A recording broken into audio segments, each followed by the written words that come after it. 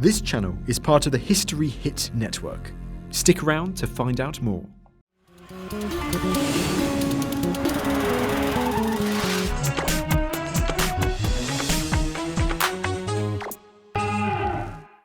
Is this going to be the archaeological trial of the century? I think so, yes. The world is watching. It should.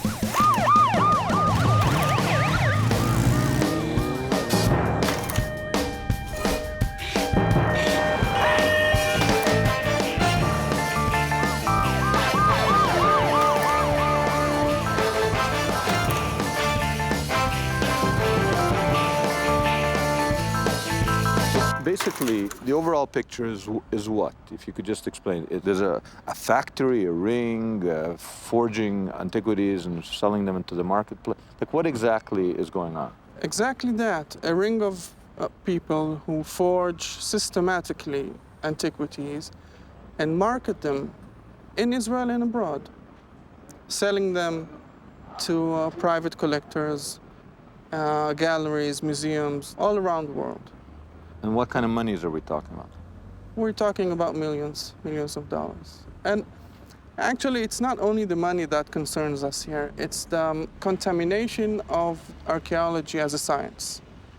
And forgery not only of the artifacts, but forgery of history. And that's serious. How serious? A forged object can change history. Imagine if someone claimed to find the tomb of Moses in Jordan, or the bones of Jesus anywhere. Such direct contact with the past might reshape our present and our future. But spotting the forger's hand has never been easy. You see, archaeology reads stones. And sometimes archaeologists can't agree what the stones are saying. And I can't see any difference between the beginning or the end. That's the case with the James ossuary. An ossuary is a stone bone box used at the time of Jesus. And the side of this one says, James, son of Joseph, brother of Jesus. When it surfaced in 2002, some scholars declared this to be the greatest archaeological find of the last century, the first real physical evidence of a man named Jesus. But other scholars say, it's done beautifully. If it's forged, it's by a genius. If it is a forgery, this is the man accused of being that genius. Oded Golan, owner of over 3,500 pieces of biblical archaeology, one of the world's largest private collections. His passion for collecting started early. Well, I began to collect antiquities at the age of 8. In later years, at the age of 10, for example, I found in Mount Hatzor, in Tel Hatzor, the oldest dictionary ever found in the world. At that time, I didn't recognize, of course, that this is the most important inscription found until that time in northern Israel.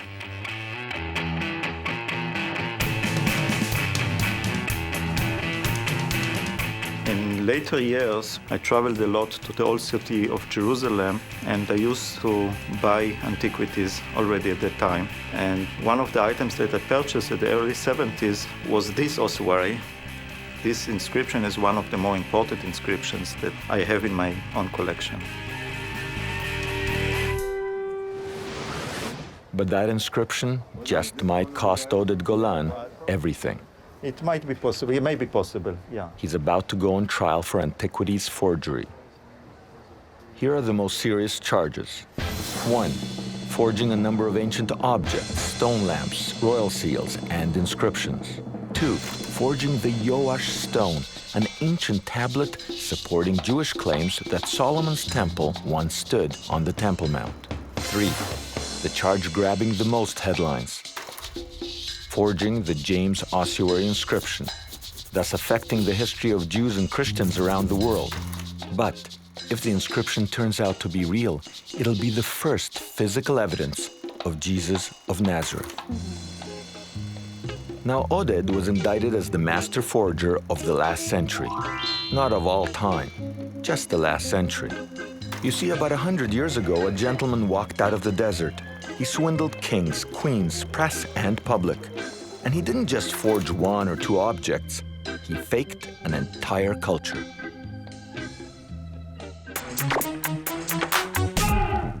History Hit is a streaming platform that is just for history fans, with fantastic documentaries covering fascinating figures and moments in history from all over the world. There is a great collection of religious history content available to History Hit subscribers, from the Crusades to the birth of Islam. There are plenty of topics to choose from for your next documentary fix. We're committed to bringing history fans award-winning documentaries and podcasts that you cannot find anywhere else. Sign up now for a 14-day free trial, and Parable fans get 50% off their first 3 months. Just be sure to use the code PARABLE at checkout.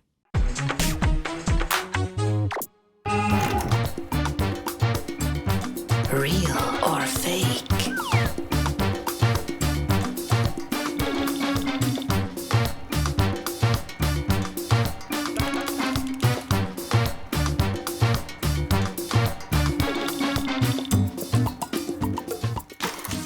Archaeology studies the past to illuminate the present. To understand today's charges against Golan, we need to dig into the history of biblical archaeology. People have hunted Holy Land souvenirs ever since the 4th century, when Saint Helena claimed to have found bits of the true cross. That was the birth of biblical relics, a sort of proto-archaeology, the start of collectors and dealers of supply and demand. 1,000 years later, medieval forgers did a healthy trade in relics like Saint Isidore's hip bone, Saint Hyacinth's toenails. Real biblical archaeology, what we recognize as a science-based biblical archaeology, starts in 1868. This happened when a French team discovered the Mesha Stela. Hello, all you people out there in Gameland.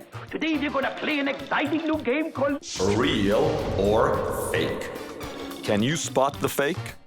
Stela is either A, An ancient stone tablet with inscriptions describing victories of kings, stele. or B, Marlon Brando's most famous line from A Streetcar Named Desire.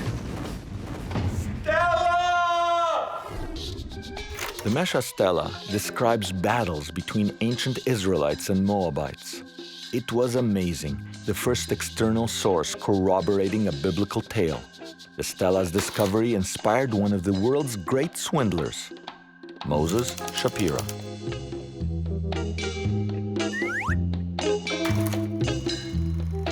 Irit Salmon is a curator at Jerusalem's Tico House, a museum dedicated to Shapira.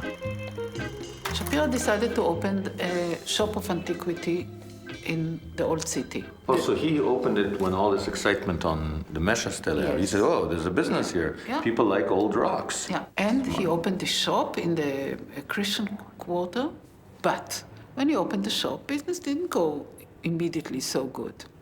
And then an Arab tourist guide came to him and said, if you want to have tourists, make a business with me.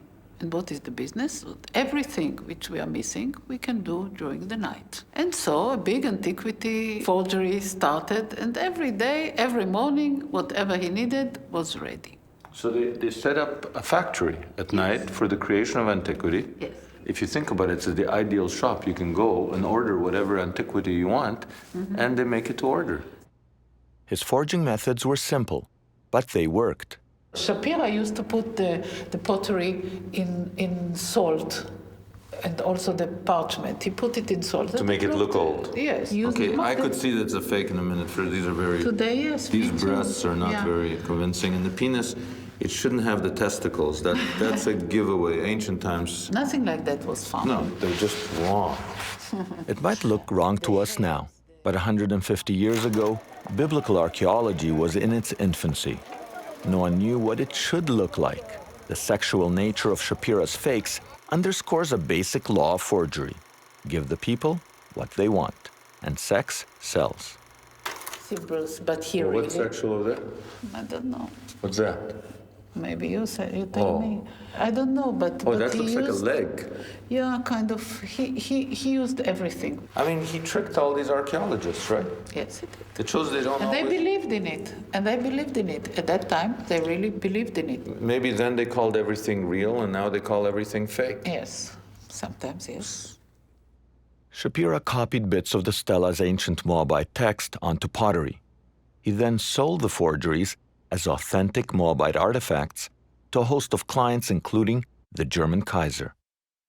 He produced so many of these fakes that, If I understand you correctly, they created an entire Moabite culture. Exactly. real or fake. Can you spot the fake? A Moabite is either A, biblical tribe descended from Moab, the son of Lot. Moabite. or B, Gangsta rap slang for large jaw. Moabite.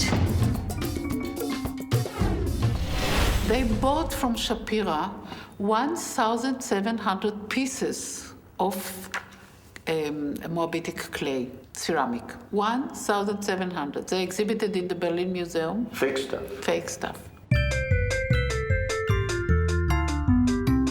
no one knew what a Moabite should look like. So Shapira played to his audience. He was selling to the Kaiser. So, I have to say, he made the ancient Moabites look German. He gave them a German mustache. Yeah, look at that. They look downright Prussian. Yeah. And he sold them 1,700 pieces. No wonder these guys loved it. They said, look, the ancient Moabites look just like us. From this, I don't know how many sold. But isn't it brilliant to, if you're going to fake it, to make it look, the ancient stuff, look like the guys you're going to sell it to? Maybe. I'm not so Look sure. at that. He gave them Prussian mustaches. I'm surprised he didn't have a little helmet with him. Yeah.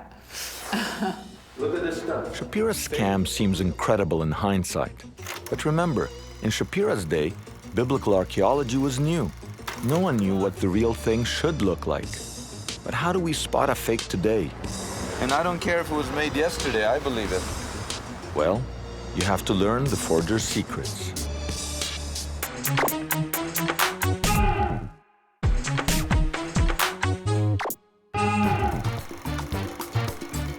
Real or fake?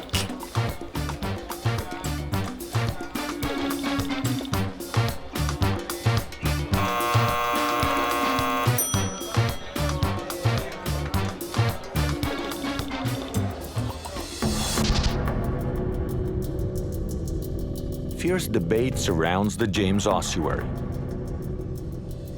Did Oded Golan try to change history with a daring fake?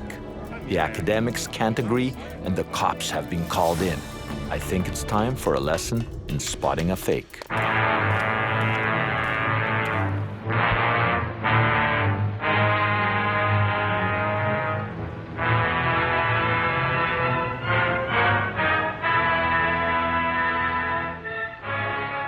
Jerusalem antiquities dealer Gil Chaya has spotted a few. One of the best faker in Israel is an Arab that lives near Nablus. This is a Samaritan oil lamp with a menorah over here. Now, That menorah looks suspicious to me. we have very little artifacts with menorahs, so they're worth a lot of money. An oil lamp like this, if it was real, would be $10,000. 10 grand? $10,000. Now, why is it fake? How can you tell the menorah is fake? The oil lamp is good. It's an original oil lamp. Really? Yeah. There's the menorah, which is the Seven-branch candelabra. And Gil says, this is real. Is this stuff real? Yeah, the whole oil lamp is real. Everything is real. This stuff has been added. So how do you know that? First of all, if you look at it from the side, it's always curved like this, okay? Now, if you look at it over here it's curved, it's convex instead of being concave, which means that this was concave also, but it carved down. It carved around the menorah, you understand? Yeah, here this is an original one, for example, and you see it's concave everywhere. This one, here it is. It's up, concave, right? This one, there's a little dip in there. Convex, yeah. Like that? Good, bad, see? This one bumps down. And the point is, somebody carved it down. It would fool me, boy. It would fool me. So this is going for $400. It goes for anything from $200 to $400. You put a menorah on it, suddenly it's worth 10 grand. Yeah. Somebody tried to sell it to you? Yeah. And you said, I'm no sucker? You know, the second you look at something, I can tell it's fake already. Right. You get a feel for it. As soon as the James ossuary was shown to the world, some said it was real, some said fake. Critics said it was unusual, different from other ossuaries. For instance, almost no other ossuary says brother of. That made it an anomaly. Ed Keel was one of the first to study it. He was a curator at Toronto's Royal Ontario Museum when the ossuary made its debut to the world in 2002. I went back to check in with Keel. He says academics can't agree whether an anomaly makes or breaks an artifact. Even a banana split can split the academics. This is a fake one? I think, yes, probably is. You're not sure? This purports to be something like 5th century AD from Iran. Silver. It's a nice banana split bowl. Yeah. It's the kind of thing that, yeah, princes and, princesses would have and probably eat fruit or something like from it. And then there are various designs on it.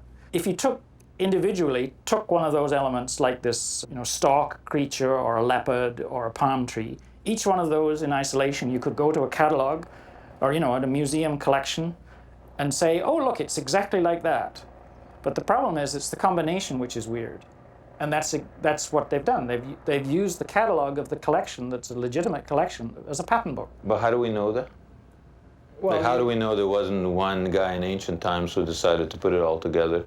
Well, yes, indeed, that's a problem. The funny thing is that the profession falls into two groups of people. There's the one group, when an object appears, they go to the known catalogs and they look down for exactly a parallel for it. And they say, okay, there it is, there's the parallel, it's genuine. There's the other school, which is what I fall into, say, yeah, but the forger has those catalogs too. And I look for something that's totally weird and accept it more readily. But that other group looks at something weird and says there's no parallel for it, it must be false. I see, that's very interesting. So the very eccentricity will lead one to say, this must be real. A forger usually copies something that is known. Using that yardstick, the James for you would be real. Yeah, because it's weird. Because there aren't, the very fact that there aren't 150 other exact versions of it. But that means that two different academics, two different diagnoses. Within this institution, we have fierce arguments over whether, and it occurs over this piece. I'm wanting to put it out on display, and somebody else saying, oh, I don't really think that it's real, and then you argue over it. The argument against Oded Golan and the James ossuary is led by the Israel Antiquities Authority, or IAA.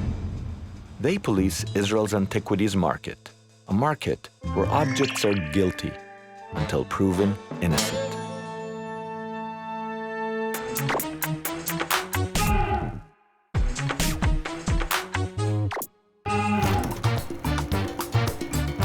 Real or fake?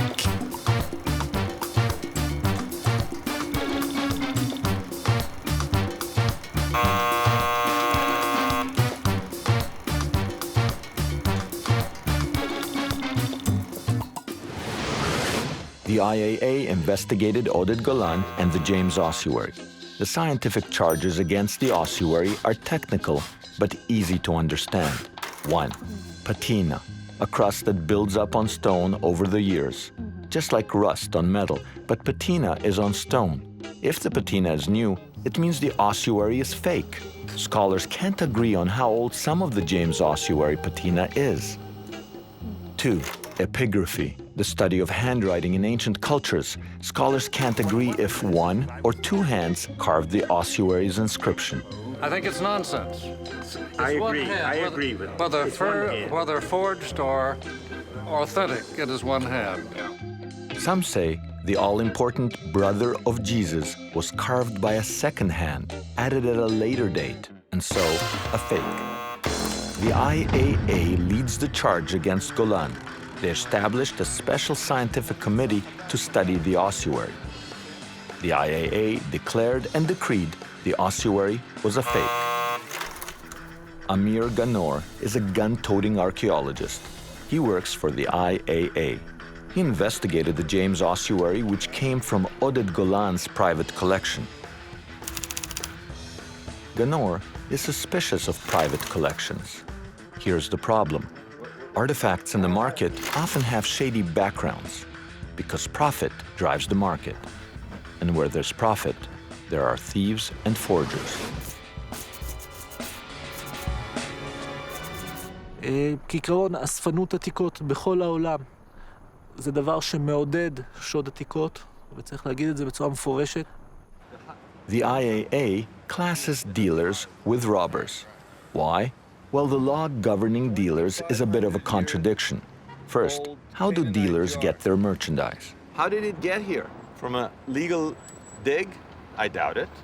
Probably some Palestinians who were out of work, ran around the hillside, found tombs, took the stuff out. The Israel Antiquities authorities chased them, and if they got caught right here, if they got caught outside, they went to jail. But if they made it through those magic doors, that's a legal, authorized antiquities dealer. Once they made it, I made it, it's legal, it's kosher, you can sell it. Now that's very frustrating for the Israel Antiquities Authority. And the IAA likes to share its frustration with the police. Aren't you frustrated if you chase some kid down, and catch him, then you got him, and if he gets it into the shop and sells it and comes out, he goes to you, and then you can't touch him. Maybe the artifacts are sold, and from that point on, they're kosher, but the person will be after him in a minute. Oh, so you can put him in jail, and the dealer who's selling his stuff is okay. Strange, no? Strange, but true. Strange, but true. Yeah, well. Well, I think that the Israeli Antiquity Authority feels some embarrassment. And I cannot blame them, by the way, because the law in Israel is quite a ridiculous law. On one hand, all the dealers are working under license, while the Israel Antiquity Authority knows for sure that the majority of the items which are sold officially under license, under supervision, are coming from illegal excavations. Yeah, that's the catch-22 of the law, which is actually a good catch. If you're a digger, it's not good to dig, obviously, but if it's already dug out, and because people will always dig, once it's out, then it may as well stay out in the public eye than to be smuggled out secretly outside of Israel. So actually, it's a good law. It's a very good law. Good or bad, it's a tough law to make work. Tough for the cops, tough for the IAA, tough for the dealers. But is it so tough that Golan is destined to go to jail? Okay, we shall talk about this later. Okay. Is the James Ossuary the greatest archaeological find of the last century, or the greatest fake in the history of biblical archaeology? Tune in next time and find out on The Naked Archaeologist.